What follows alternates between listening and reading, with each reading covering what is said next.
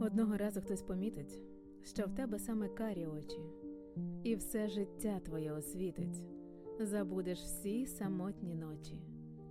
Помітить, що любиш обійми, довгі дороги і поцілунки.